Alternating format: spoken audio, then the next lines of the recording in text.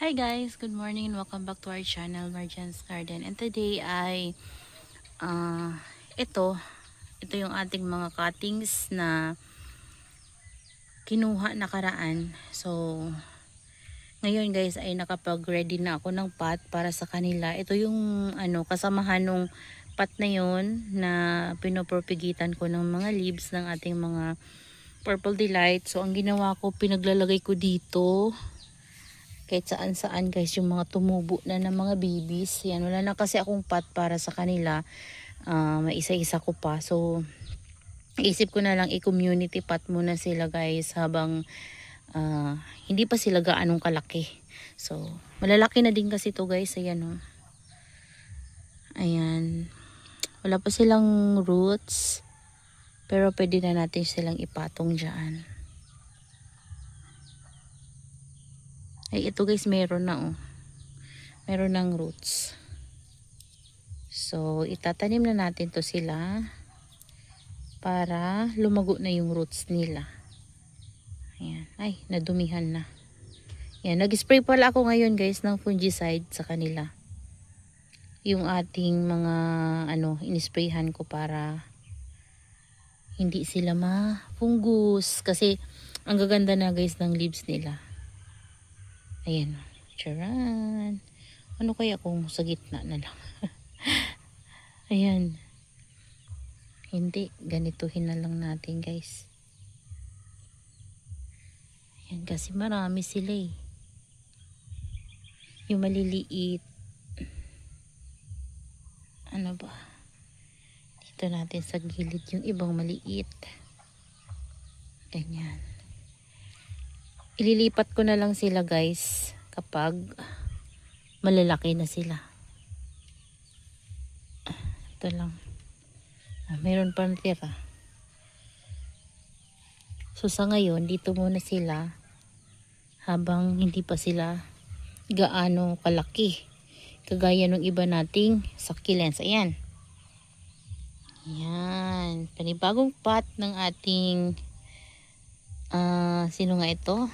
Cante Domingo at saka ni Laura. Ayan. Meron pa tayong natitira. 1, 2, 3, 4 pieces pa. So, wala na akong pot para sa kanila guys. So, ngayon, ilalagay natin yan sa area na maiinitan sila. Saan kaya yung area na yun? Ayan. Dito na lang muna siguro guys. Ayan, dito. Katabi ng ating ibang mga propagation. Yung iba pala dyan guys, yun yung kinuha kong cuttings na binenta ko. Yung iba dyan na nilagay ko. Dami ko na kasi guys Purple Delight. So nagbabawas ng konti para rin makaipon para sa ating greenhouse. Kasi kung mapapansin nyo diba, sira na talaga yung greenhouse natin. Ayan o.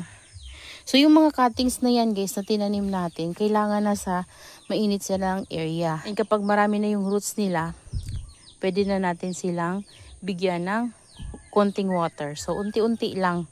Hanggang sa dumami na yung roots nila, pwede na nating dagdagan yung water na ibibigay natin sa kanila para hindi sila guys ma-overwater kapag nag-water tayo. Kasi malaki kasi yung pot na yan. Kailangan talaga meron tayong control sa pagdidilig. So ayan, kanina ay nasabi ko sa inyo na nagdilig tayo ng fungicide. Yung dinilig ko po sa kanila ay Tango. Ayan, so sa mga nagtatanong pa rin hanggang ngayon guys, siguro dahil hindi pa nila napapanood yung old videos natin. Ayan, so ang ginagamit ko po sa kanilang fungicide ay Tango. Systemic fungicide po siya. So, kailangan po siyang idilig. Ayan.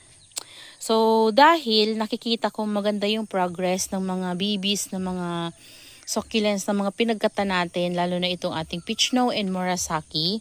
Ayan, kung mapapansin nyo guys, ang ganda ng nila ng new leaves and new growth.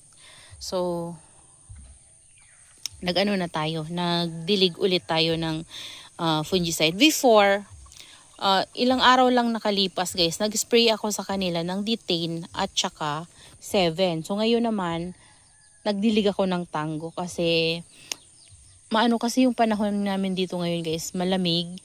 Tapos mahangin naman, pero mas maigi na sure guys na hindi sila mapufungus na. Kasi before, nung iniwanan ko nga sila, nagkaroon sila ng fungus. Kaya naisipan ko silang ikat dahil nga ang pangit na nilang tingnan guys. Sobrang leggy na nila. Hahaba na ng mga tangkay nila. Tas konti yung leaves kasi nga na fungus, nalaglagan yung mga leaves. So, ayun, nagkasakit sila. And, ayun may kumain dito. Siguro namatay na yung uod dyan guys. Kasi nga nakapag-spray tayo last time ng 7. So, ayan.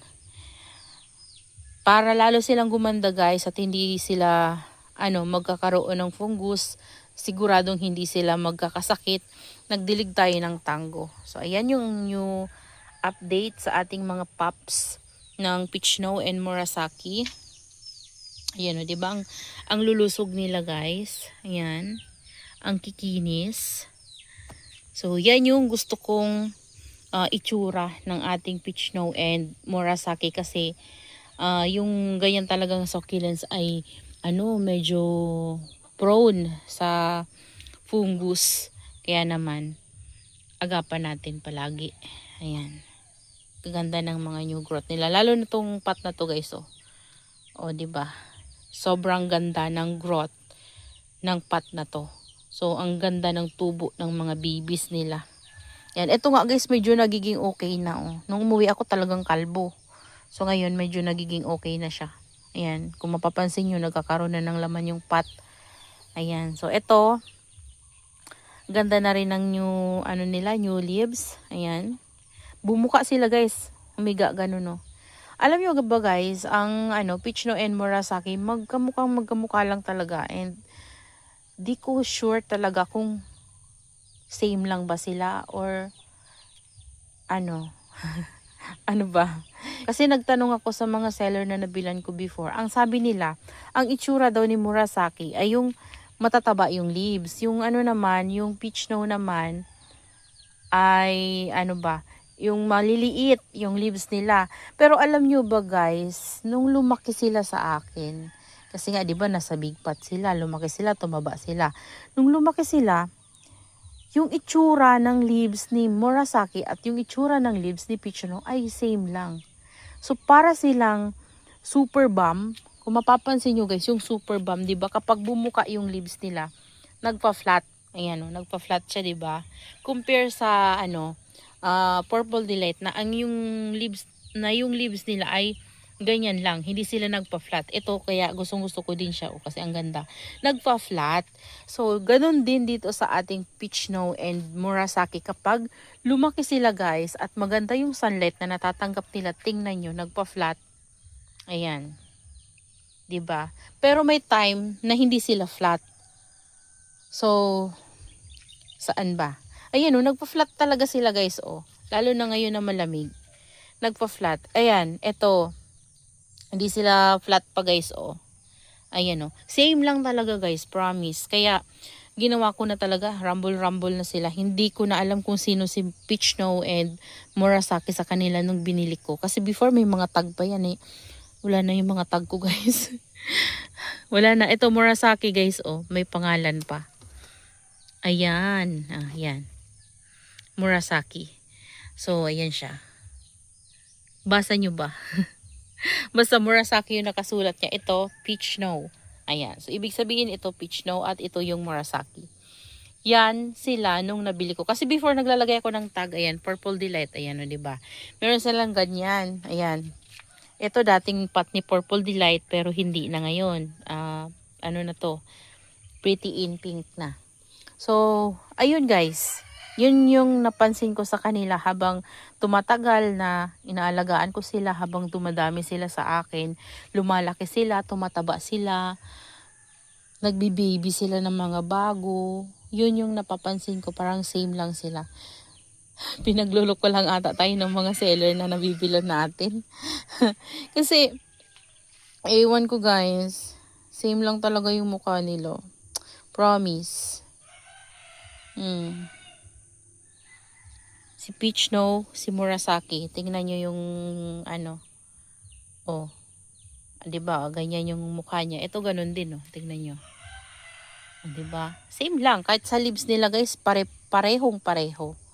So, di ko lang sure kung talagang merong peach snow at Murasaki na magkaiba or iisa lang talaga sila.